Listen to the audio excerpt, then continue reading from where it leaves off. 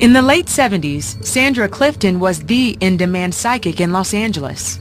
Her radio show covered Southwest markets.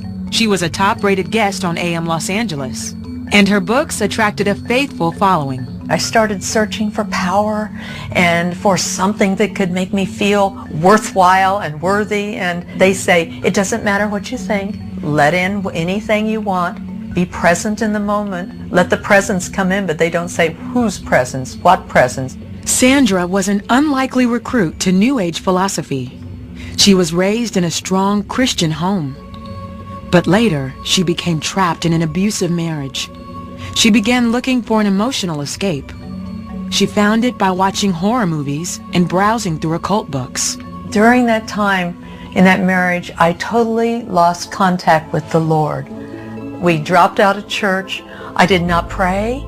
He was not even on my radar screen. I started to replace the Lord with horror movies. After 5 years, Sandra's marriage ended in divorce. Suddenly, Sandra went from being an abused housewife to a single woman searching for identity. She met with a psychologist in hopes of finding direction. I'm hurting from a divorce.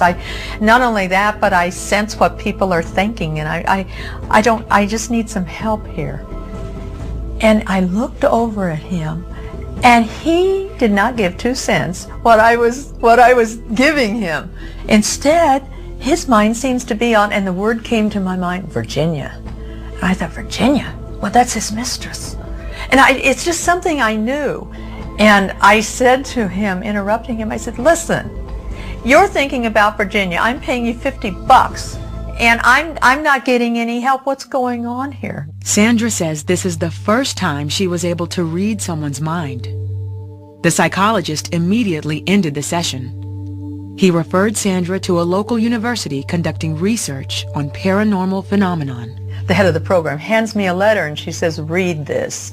Well, she didn't mean open it and just read the words. She meant that was a term they used for psychic. Tell me what is in that letter. Who wrote it? What were they about? And I took it, and I just instantly knew. And it was very addictive, because not only was I stamped and approved, but I was needed.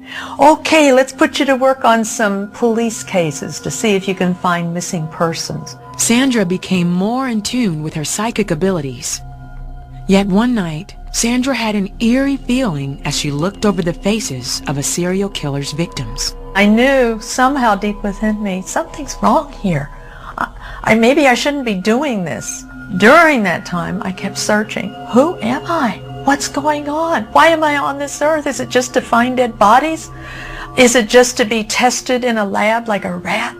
Sandra thought that delving deeper into occult research would provide the answers. Her psychic abilities went from a hobby to a career. She made regular television appearances and held conferences on the power of the mind. That's where she met her husband, Terry. And we thought we were doing good at the time. We thought, I love my wife. She's the only beautiful woman in the whole world, and I thought she was just doing wonderful things for people. The more TV shows I did, though, the more I realized I thought I had a mission. Oh, this is great. There's a big audience out there I can reach. And one of my messages was that you can be your own boss. She looked commanding on the outside, just like the message she conveyed.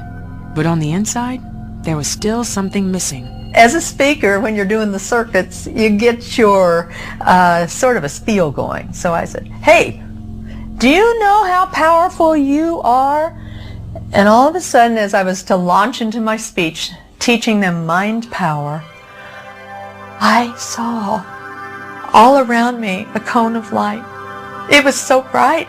And I heard a voice audibly, not just in my head, audibly. I recognized the voice.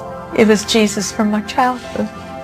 And he said, Sandra, do you know how powerful I am?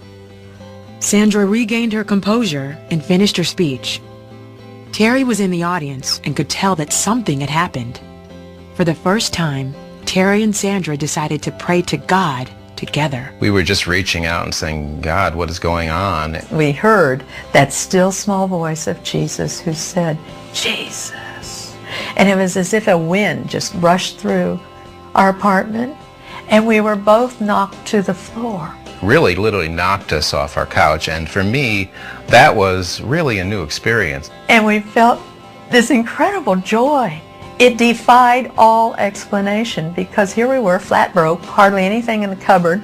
I'm deciding to walk away from the major source of income. We knew it was God. We knew it was the Lord. And I tell you, it was like a 3-day-and-night honeymoon with Jesus. We didn't sleep.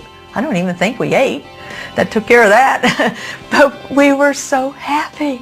They packed up and moved to Boston in search of a new way of life. And there was this big sign that said, "Help Wanted," and baker and counter worker. And we thought, well, this is for us.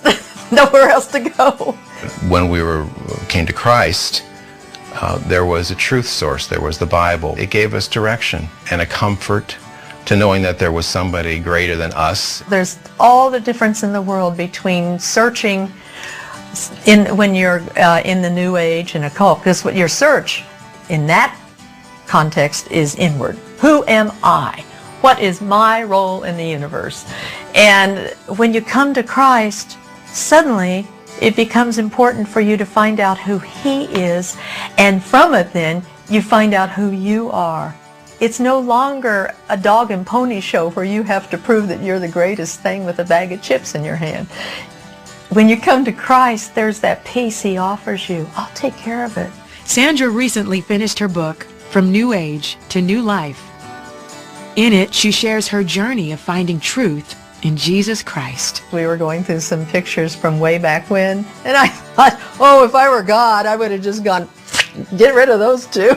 But He didn't.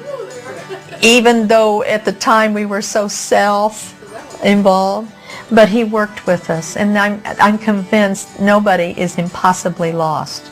My favorite Bible verse is that you are complete in Him who's the head of all principalities.